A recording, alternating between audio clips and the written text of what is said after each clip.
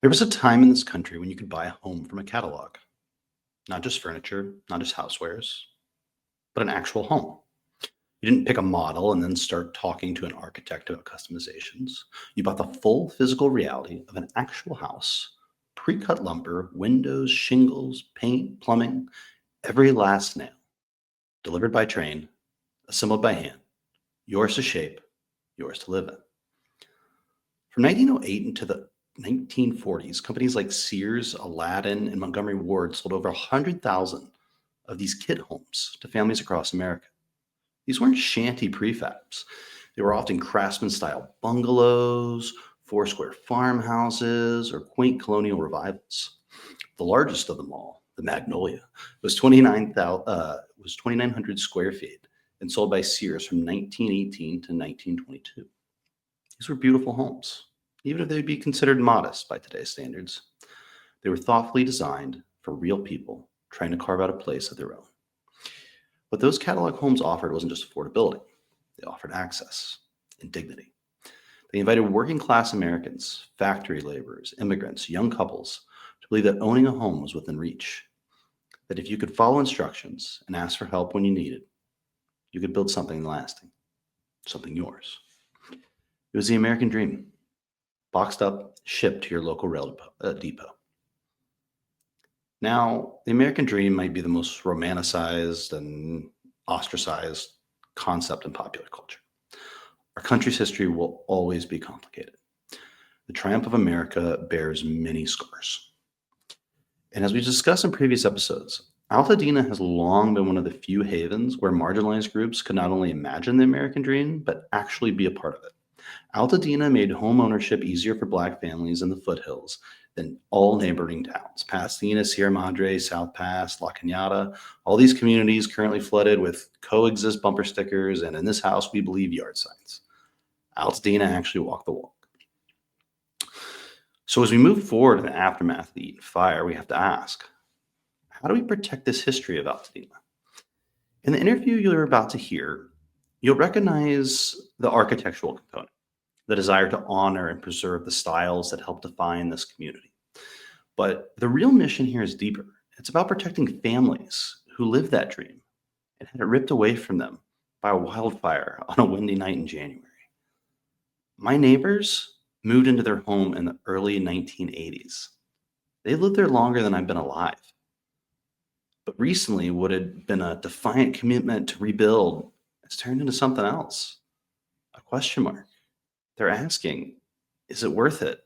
How much time, money, and stress do you put into trying to rebuild something that was so special for 40 plus years? How much pain is there in standing on an empty lot of memories and wondering what can be rebuilt and what never will? These are questions weighing on so many families in Altadena right now. There are a lot of people hurting from this fire, but I'm concerned about the ones who have been here the longest and who now face the highest probability of leaving for good. We need to protect these people. They are the ones who show the audacity of hope, that America could be the country it claims to be, that life, liberty, and the pursuit of happiness really could be for everyone. And now they're faced with a harsh reality. The ones who live that dream are living through a nightmare, one they just can't wake up from. These neighbors are on all of our minds, but one organization is fighting to make staying in Altadena easier for those on the fence. The Foothill Catalog was started by the husband and wife duo of Alex Athenson and Cynthia Sigler, two architects who want to help our neighbors stay. Inspired by the Sears catalogs of the 20th century or the early 20th century, they're developing pre-approved home concepts and collaborating with LA County with the hope that soon residents will be able to simply choose a design, expedite the permitting process, and break ground as quickly as possible. In today's episode, I speak with Cynthia about the organization, its mission, and where things currently stand with the county. Let me say this up front. I believe in what they're trying to do. Most of my reservations have less to do with their organization and more to do with the systems around it. But I'm optimistic that both parties can come together to make this work. That said, there's one big hill to climb, and that's at the heart of the catalog's mission: affordability. Cynthia shares some numbers in this episode about architectural and construction costs that are frankly higher than what I've heard in conversations with independent architects and GCs. They're not outrageous, but they're on the higher end, and they're presented as the mean. That's where this tension lies. If those numbers hold, the vision of the catalog as a highly affordable option may not come to fruition. Fortunately, Cynthia also outlined some smart ways they're working to bring those costs down. I believe they will partner with the right contractors and make it happen. With over 6,000 single family homes destroyed, we need every organization willing to fill a void to step forward and lead in their area of expertise. Right now, in the early days after the fire, the Foothill Catalog has become a beacon of hope for neighbors who want to rebuild something that feels like home, something that reflects the Altadena they remember, that can get through permitting quickly, and with a few key adjustments, make rebuilding more affordable. That last part will be key. I'm hopeful Cynthia and her team can unlock that final piece of the puzzle and keep our neighbors where they've always wanted to be, back home. I'm Austin LaRoche, and this is the Altadena Rebuild, Episode 9, the Foothill Catalog.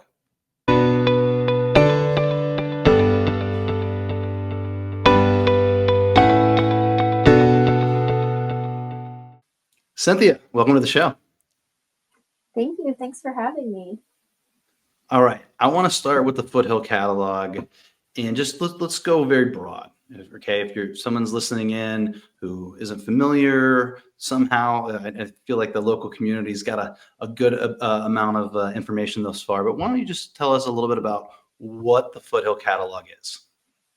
Yeah, so I'll give you the I guess the founding spiel, which is my husband Alex and I, we are local architects.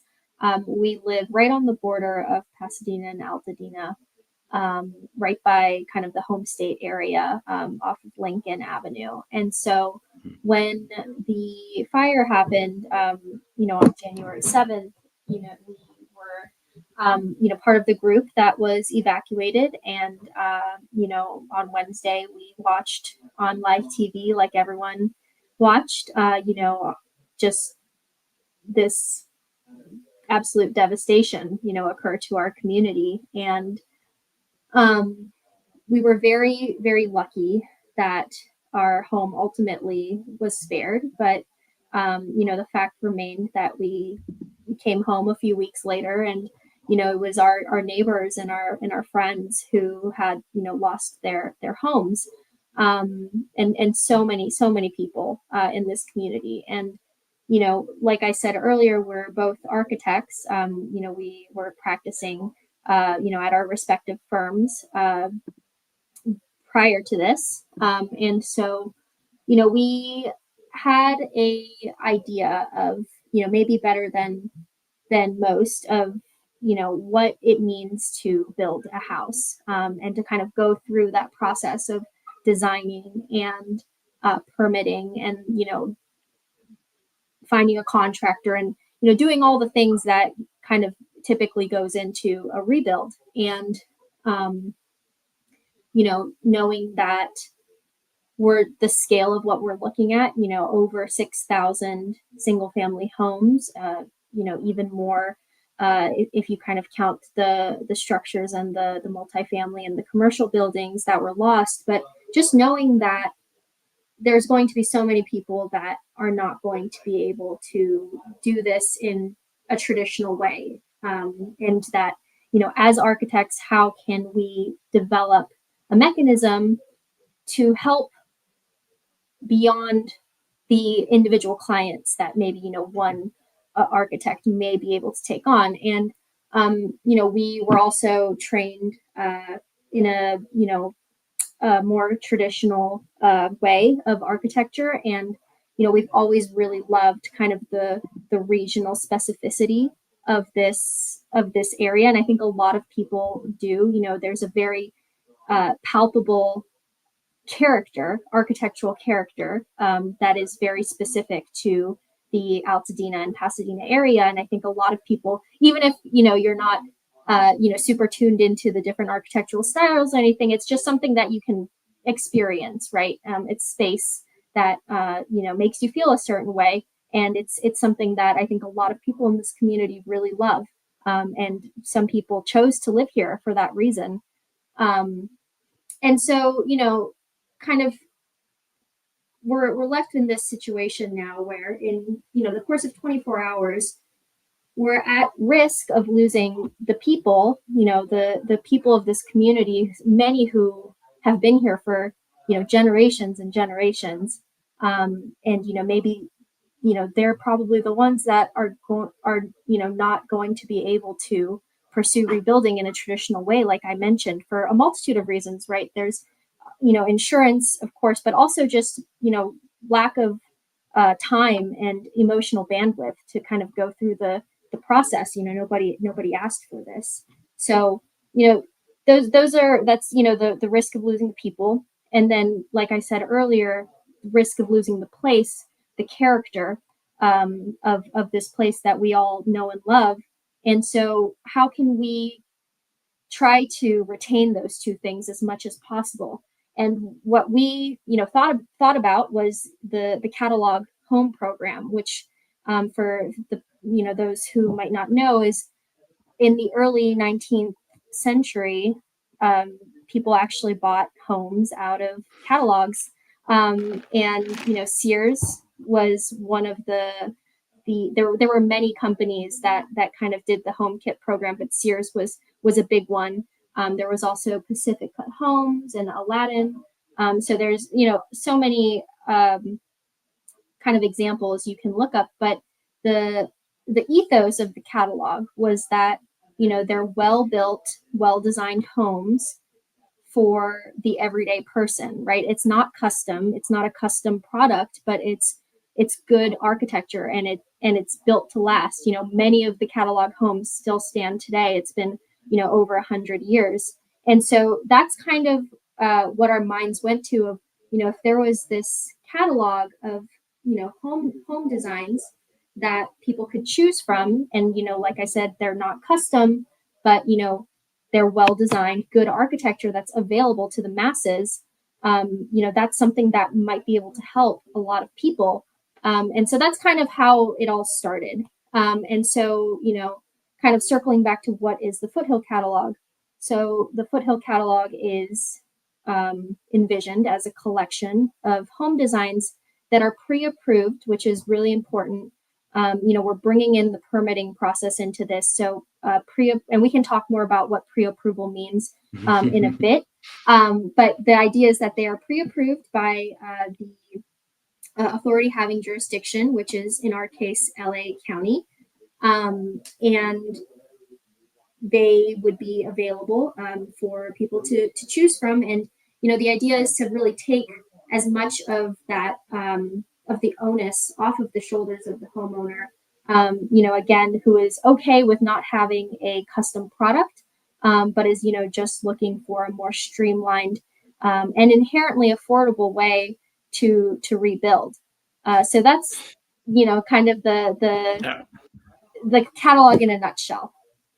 Gotcha. Okay, so there's a lot to unpack there, right? And I think I really like that you made that distinction between, this is for people who want to streamline the process. When that is your priority, you want a really strong, well-designed home. You don't need to be picky. You don't have to pick every little detail. Although I am excited to hear what you can and can't pick out in just a second. Oh yeah. And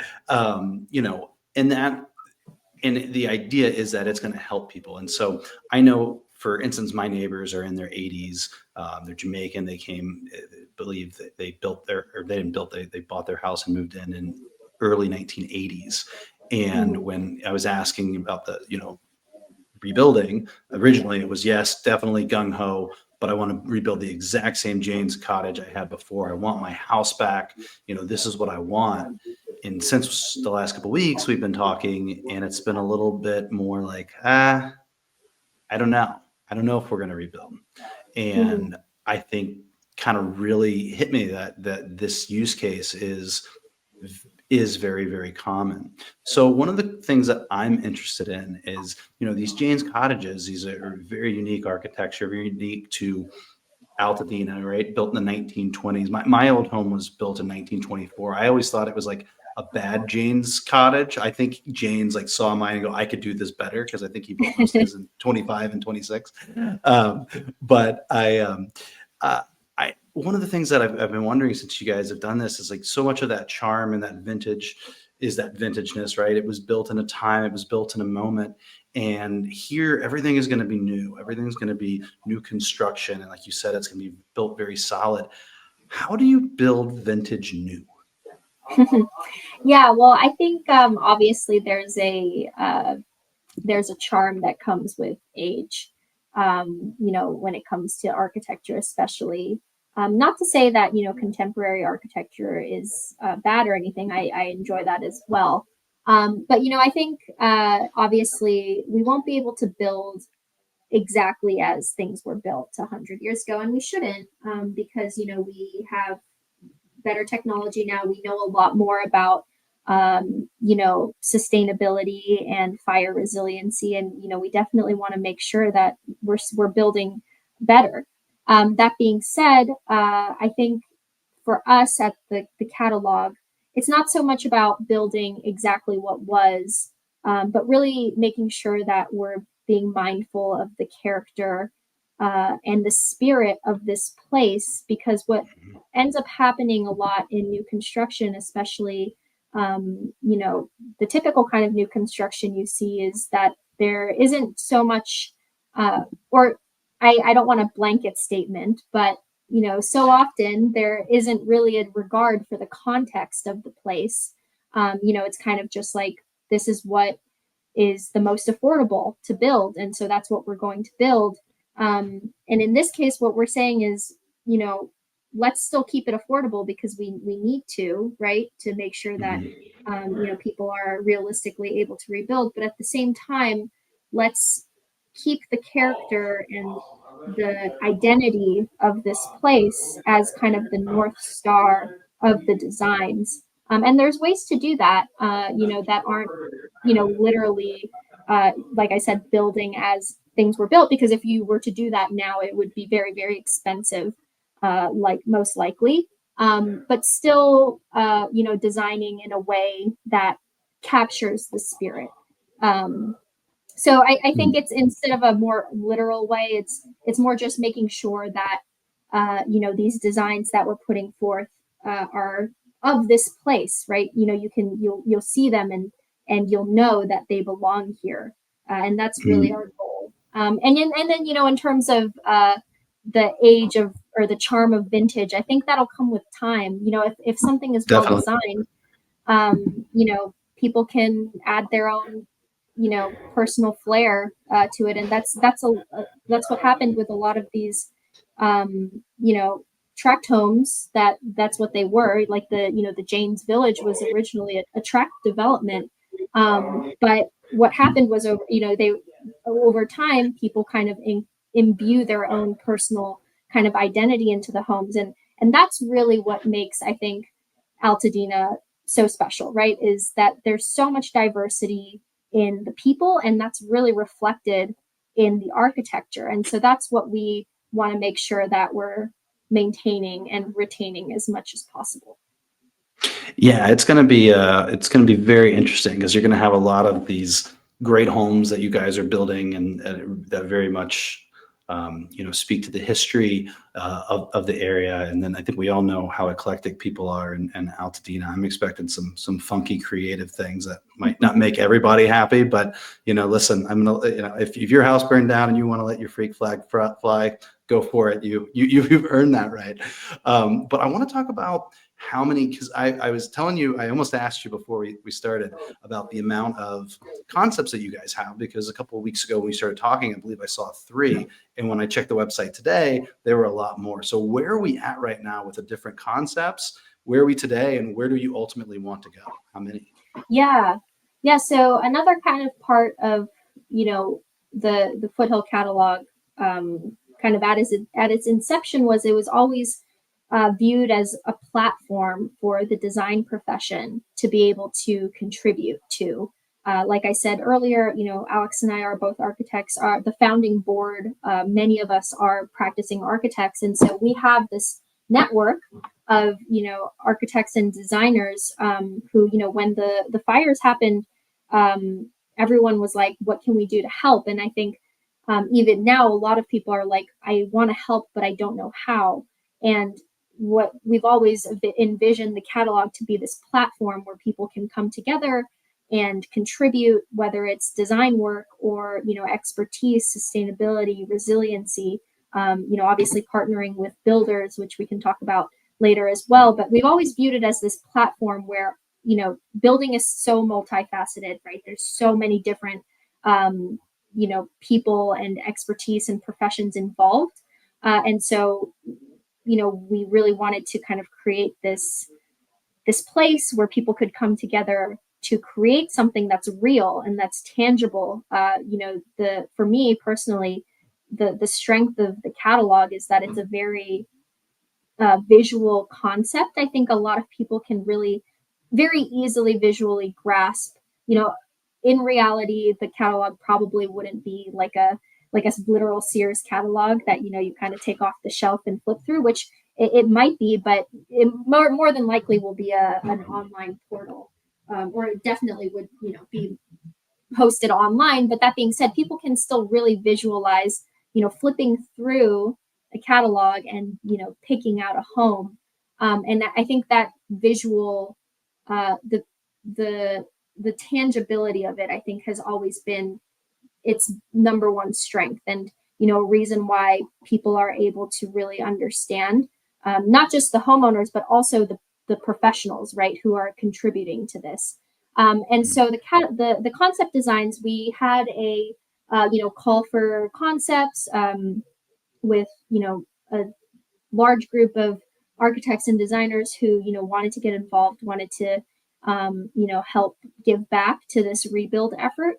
And what we've done is taken the concepts. We had a great event earlier last month where the community kind of came through and provided their feedback on the designs, which is really important to us. Like I said earlier, again, it's not a custom process, but we want to still make sure that the designs are, of this community, that we're taking into consideration any feedback that we get, and passing it on to the designers, making any adjustments as necessary.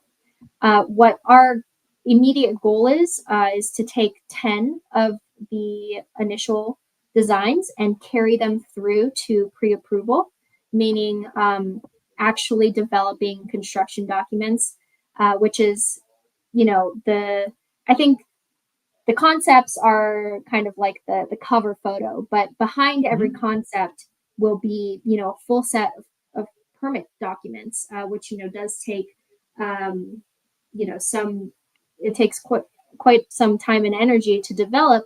But that's our goal, is to do the 10, have those ready, pre-approved plans ready, and then at the same time start to develop the next 10 to 15, and kind of keep expanding the catalog on a rolling basis. That is kind of what we're working towards right now. And eventually, it's hard to say how many designs will be included.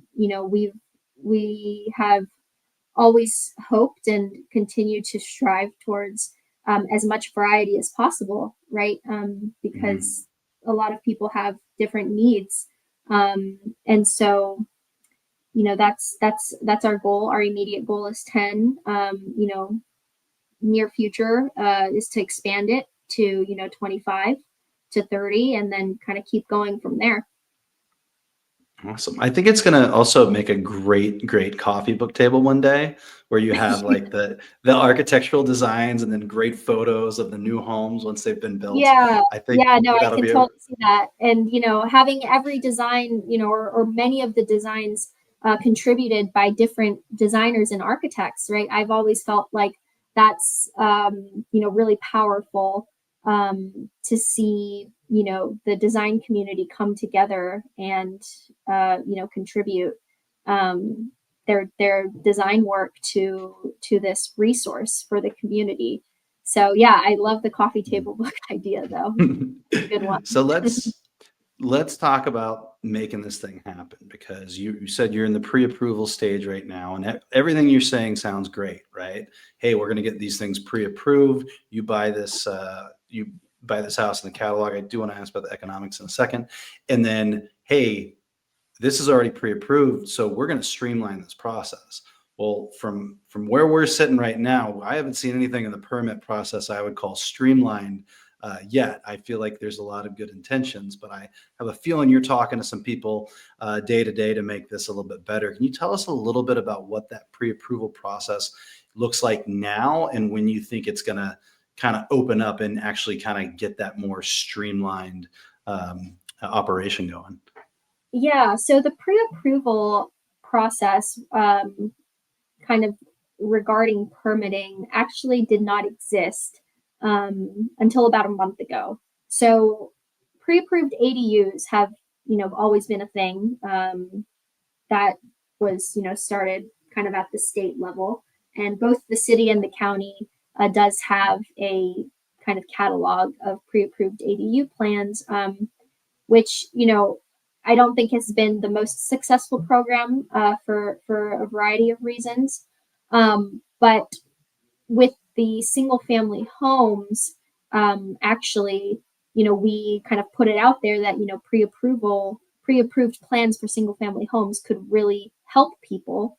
And so over the past few months, we've been working with the county, along with several other architects, to really develop this program to make it successful, to make it something that could, in fact, expedite and really be something that's helpful for people. And so the pre-approval program launched in late April, so it's been about a month. And the Foothill Catalog has a plan that's currently going through the pre-approval process, and I know that many others were submitted as well when it launched. So we're kind of in the early stages of this new program. So I think there will be some things to work out. Again, this didn't exist until about a month ago. So, but the idea is that once something is pre-approved, then that design can be used across several sites. Obviously, so there's going to be the pre-approval, which is what we're doing, and then once a design is selected, that design would be placed on the specific site, and you would go through what's called post-verification site-specific approvals. So that's essentially placing the design on the site, making sure that you're meeting all of the requirements that are specific to your lot, and then utility hookups, things like that. That's another approval process that will need to happen. But because so much of the permitting was already completed in pre-approval, the post-verification would essentially be a streamlined check system.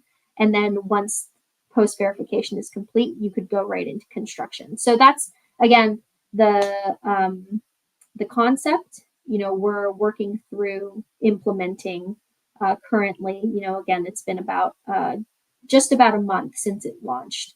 So it's I think a work in progress across all fronts, but being able to have something that's approved that can then be utilized across multiple sites will definitely expedite the process for people inherently, because once a home design is pre-approved and selected, you're already 70% there, 75% there.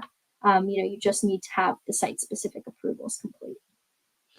Yeah, I've always loved the idea, and I think one thing that we've noticed as we've gone through some of this different process, debris removal and whatnot, is things seem very complicated and hard for a while, and they seem to go slow, and then there's like a floodgate that can open, and I think a lot of us are really waiting for that floodgate to open somewhere on the permit side.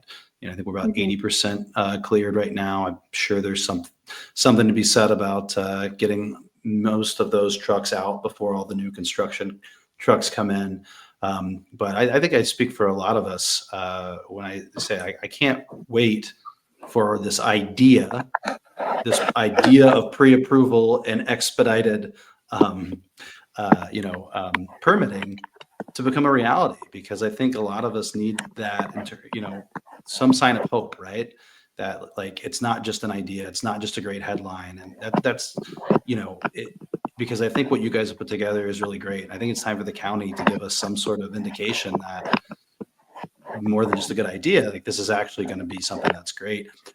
What have they shared with you that makes you feel really confident that this great idea that you have is going to actually come to fruition, maybe sooner than some of us think?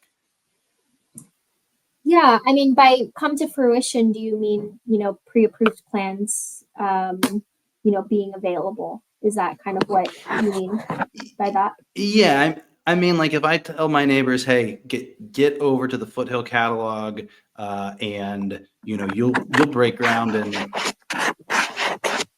insert the Right. date," maybe Yeah, yeah, yeah, yeah. No, for sure. I think the first thing I would just preface this with is, typically design and construction is a really long process. That's just like, the reality.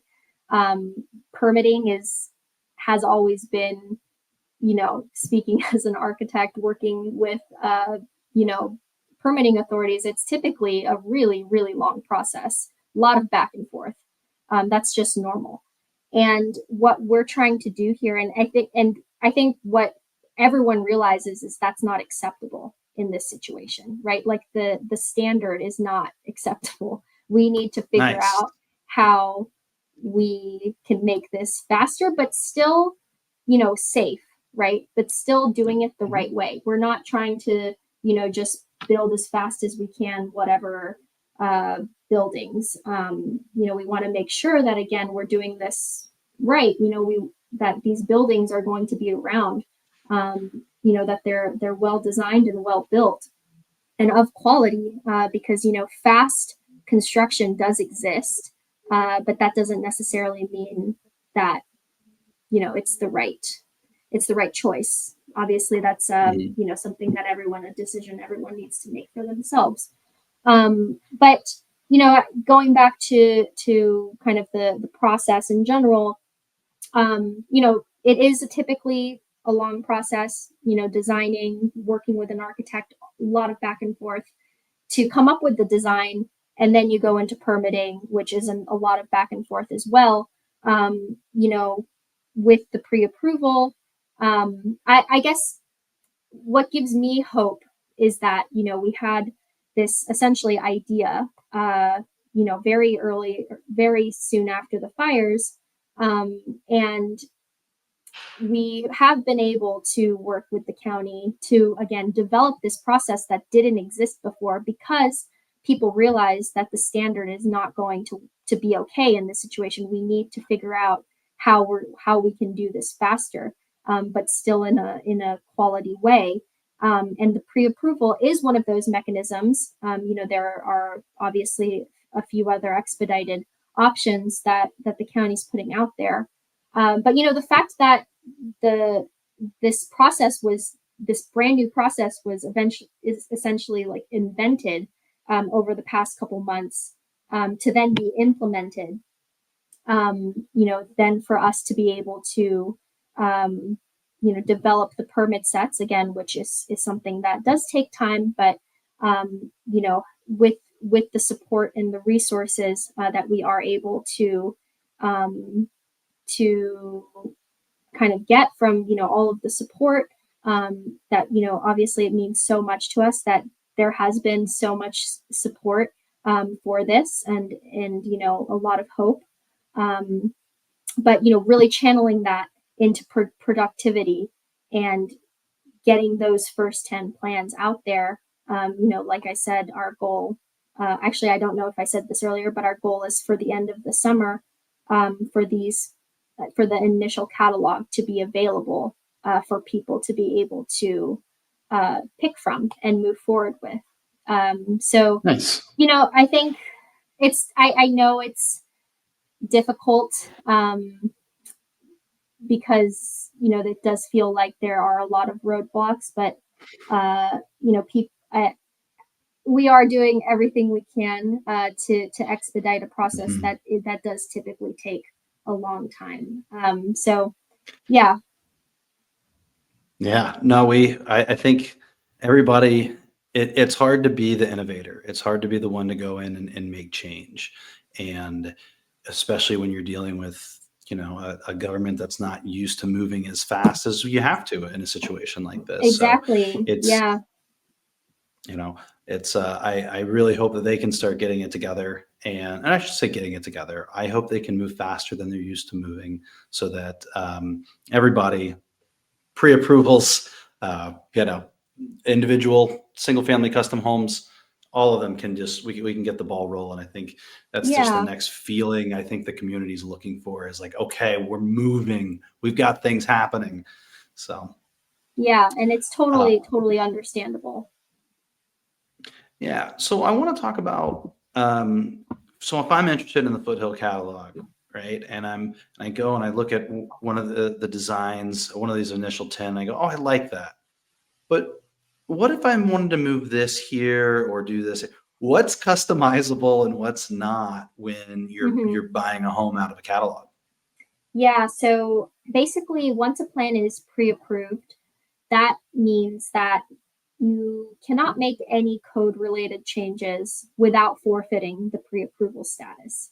So, code related changes essentially means anything structural, anything related to, you know, usually exterior materials, you know, do need to be of a certain grade or class. You know, in terms of what can be changed or what is customizable, it would be more of like on the finish level. So, you know, how things are looking kind of from an aesthetic perspective on the interior. But when it comes to like the layout, you know, mirroring is different because you're essentially taking the same layout and just changing the orientation. But when it comes to like really moving things around, you know, we would not be able to do that again without forfeiting the pre-approval status, and kind of given you know our mission of, you know, this is what we're focused on, so we are not going to be able to, or we aren't providing those customizations within the pre-approved plans that would cause a plan to then, you know, have to go through approvals again. Yeah, absolutely. And that Hmm. makes sense. But it sounds like there's a lot of things that are still customizable, right?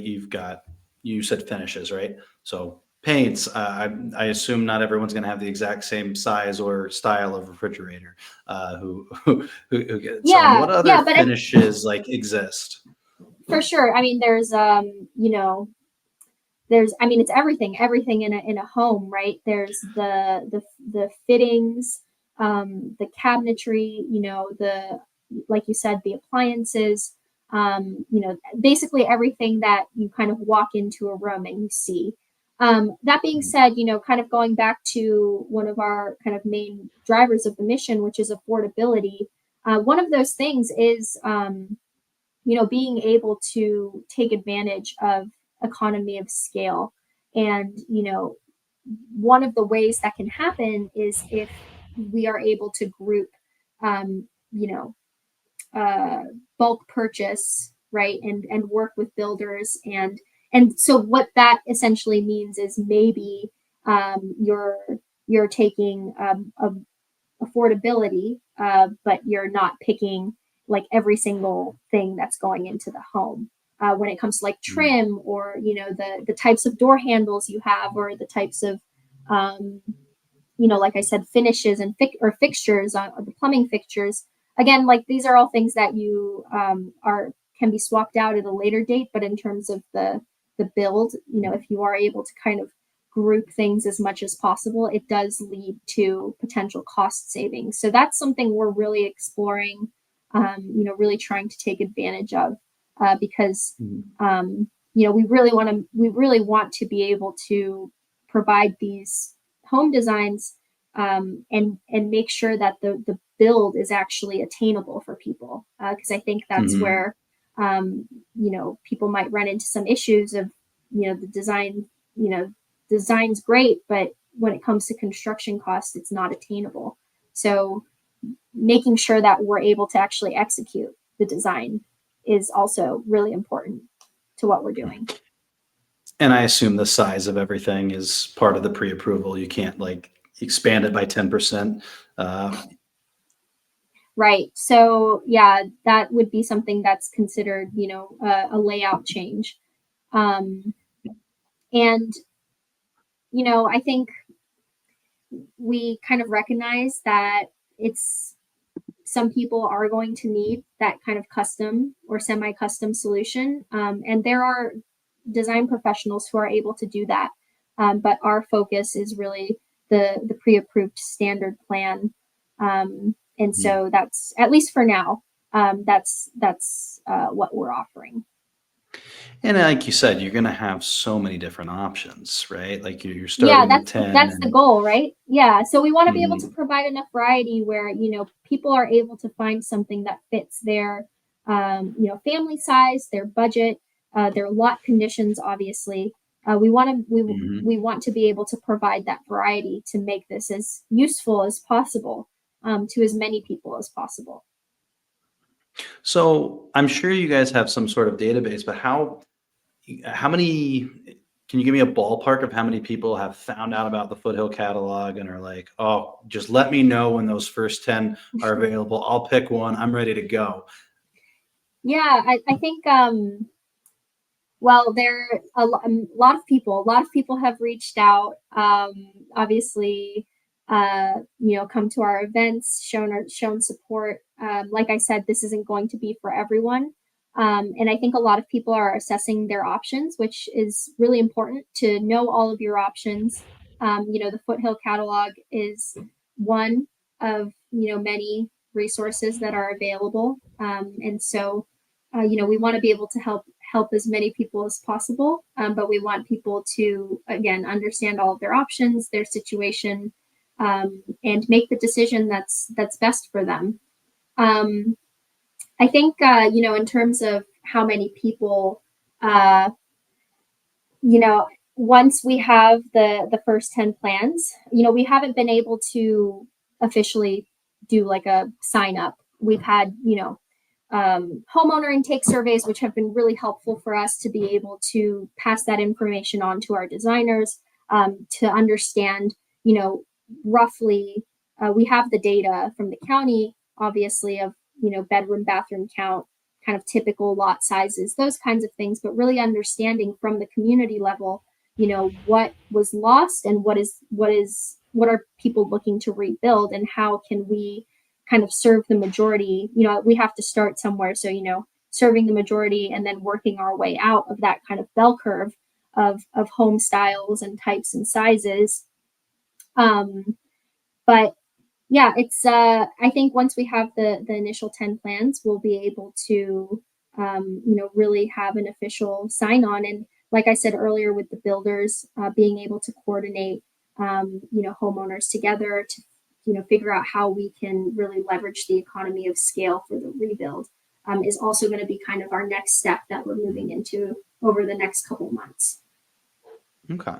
So one of the things I'm learning as I go through this process is that there's a lot of different types of architects. There's a lot of different type of general contractors, and I've met different ones that I feel like would be like oil and water if they tried to work together. So what's the relationship between the Foothill catalog and the designs that you're putting out and general contractors? You're going to have like a preferred vendor list. How is that going to work? Yeah, so we're currently in the process of, vetting and developing partnerships with builders.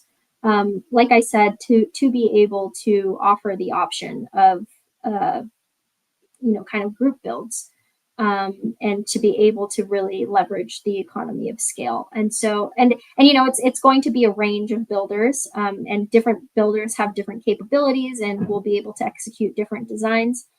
So we will have, kind of a partnership list. That being said, we won't mandate that anyone needs to use Mhm. any particular builder. It's more of a suggest, or not a suggested, but yeah, like you said, a preferred partner. So we're in the process of having those conversations right now. And I think at some point, your mission of affordability is probably going to come into play with that too, because I think we've seen wild range of suggested pricing. It seems like the most common, even if I think it's a little lazy sometimes, pricing model is to just go by by square footage. Square footage is what it is, and it's going to cost this many hundreds of dollars per feet. Are you in this vetting process? Are you going to be considering that price? Because I do feel like that right now is kind of all over the place to a point where I think a lot of the community are like, I don't actually know who to trust with this stuff because sometimes it sounds like way too expensive, and sometimes it's on the lower end, and you're like, well, oh my gosh, is that going to be well built? Like, how do you Right. balance that, especially with so many different people charging so many different things? And I'm not saying some people are taking advantage of the moment as much as they are, taking, they're kind of the go at what the going rate is, or at least is explained to be. Yeah. I mean, so every builder has different capabilities, and I think that's why there is a range. I will say, you probably do want to avoid the ones that are kind of like on the outlier of the low end or the outlier of the high end. Kind of what is typical in the single family home market in our area. If you ask, and a good thing to do is to ask an architect, right? Because they'll kind of have an idea of what's typical, and ask around and make sure you're sharing information, because it's good to be able to compare to things, and I'm sure many people are doing so. But in our area, if you ask a single family architect of what is kind of average, again, not of like a luxury, but kind of an average custom build, and of course a normal market. The other kind of thing that's throwing kind of all of us a curveball is obviously kind of the market conditions, and so Tariff that's fears.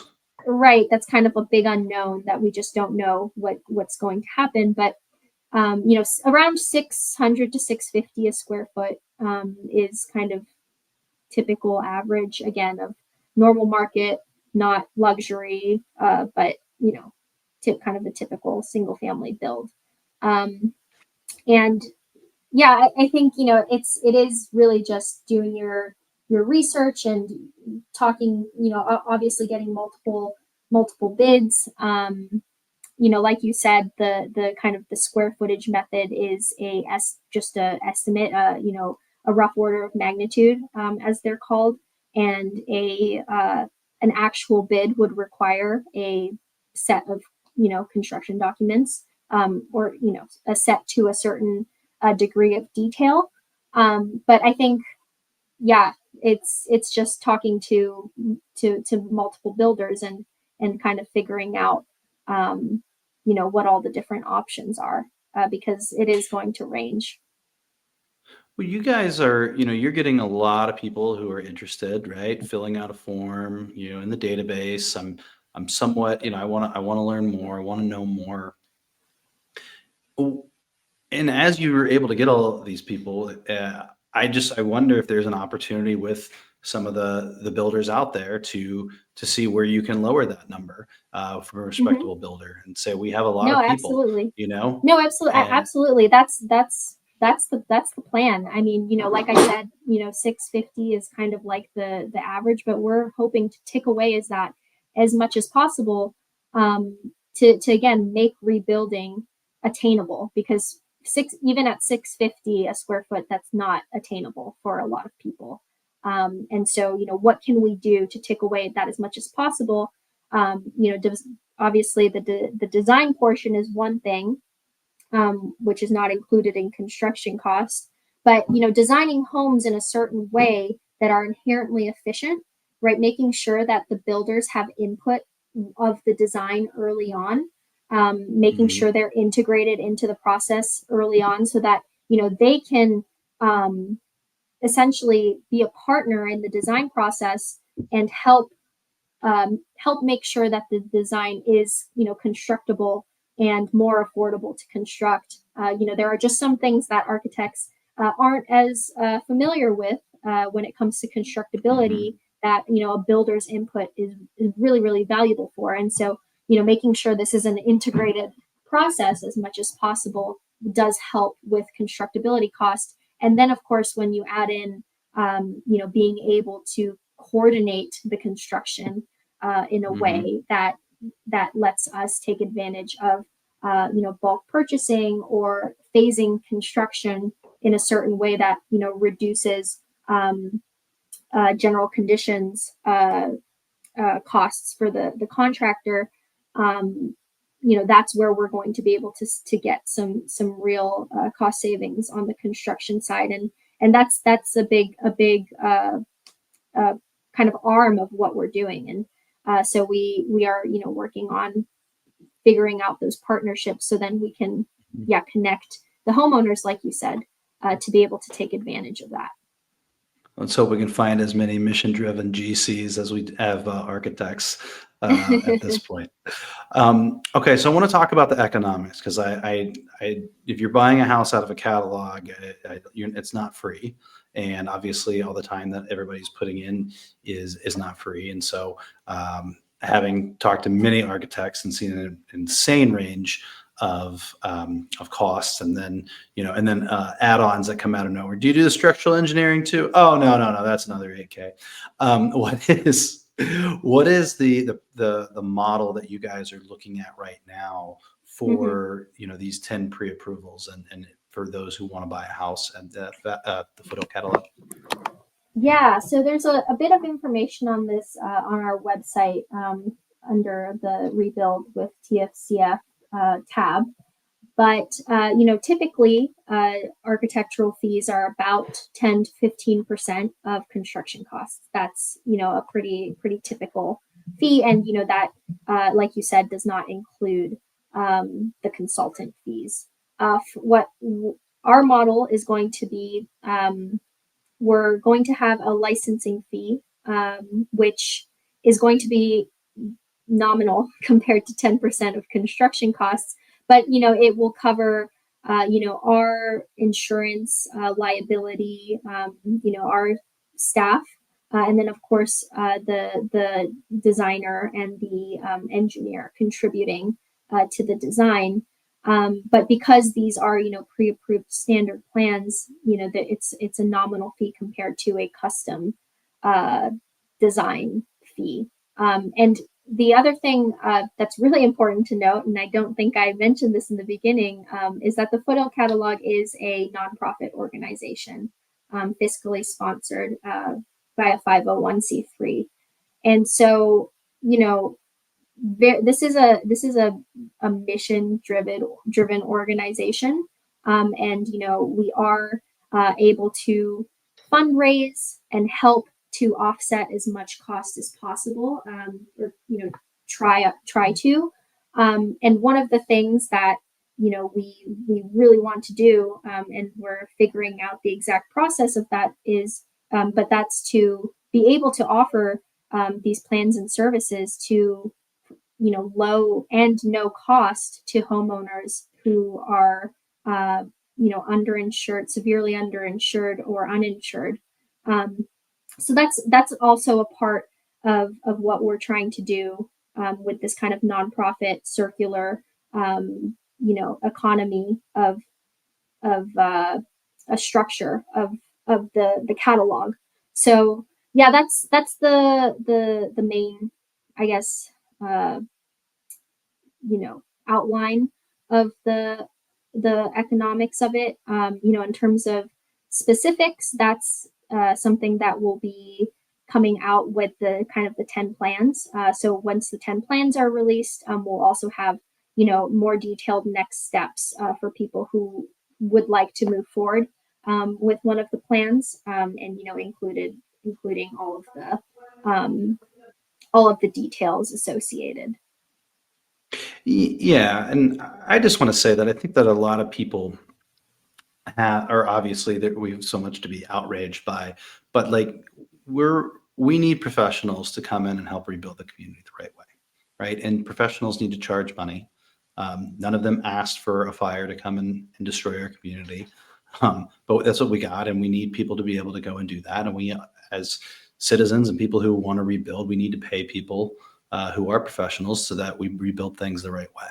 And I think there's uh, just a probably a balance that you want to make sure that you have when you're talking about all the mission driven work that you're doing, but at the same time, you and it sounds like your husband are dedicating your lives to this, right? Like you're dedicating your lives to rebuilding back this community.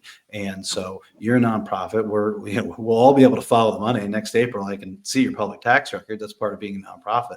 But I would just say that I think for anyone listening who's like, well, why is it not free? I think you have to recognize that we have real professionals who are dedicating their lives to trying to make our rebuild easier and more affordable. And that still is going to cost something because nothing in life is free. And I think that's an area where I hope our community gives you guys grace, because I feel like you deserve it. And what you guys are doing is really great for the community. And I think of a lot of people who I know are on the fringes, and I really, really hope that they will find the Foothill Catalog. They'll feel the confidence that going through a pre-approval process is going to be able to help them, build back once again, and that we get more of our neighbors back. I really appreciate your time, Cynthia. I just got one question left that I really want to know the answer to. So let's look ahead. It's let's say it's 2035. You're signing coffee table books with all these homes that are on there. What do you hope people will say about the Foothill Catalog's role in Altadena's recovery? Like, what do you want the legacy of this to really be? Yeah, that's a great question. I think it all comes back to the community. This was something that was born out of purely the desire to help this community and the people of this community, which is so special. I think that we've really seen it over the past 5 months of people coming together in this time of hardship and really banding together because this place is worth fighting for. And so making sure that the Foothill Catalog is always rooted in the community, and is of the community and for the community. And also, I've always kind of thought of it as a love letter to the community from the design profession. Being able to contribute to something and create something that can really help people. And so I hope that the legacy of this is, that it's a love letter to Altadena, that that was contributed to by the design profession from across the country. Really, we've had so many people reach out from beyond Los Angeles and California, but also from the community as well, from the inside, and people banding together to help their neighbors and their community come back, because I think that's what we all want to see. So yeah, that's what I hope the legacy of this is, and that's what we're going to work towards and continue to work towards over the next months. And we're in it for the long haul. So however long it takes to get us back. So That's awesome. And where can everybody find more information on the Foothill Catalog? yeah, so our website is www.foothillcatalog.org. That's kind of the main source and hub of information. You can also sign up for our newsletter from the website. You can contact us through the form on the website and specify if you are an architect or designer wanting to get involved, or if you're a builder wanting to get involved or to learn more. And of course, if you're a homeowner or community member, and that'll kind of send you to the right place. We're also on social media, most active on Instagram and Facebook, both under the Foothill Catalog, and we're also on LinkedIn as well. If anyone prefers that kind of avenue of social media, and then we're also quite active in the community event kind of resource fair space. If you are local or in the area, we send out updates on our newsletter primarily of which events we'll be at, and you can come and meet us in person and ask any questions. And then, obviously, any questions asked through our contact form as well. We try to get back to you as soon as possible. So that's the best way to learn more about us and contact us.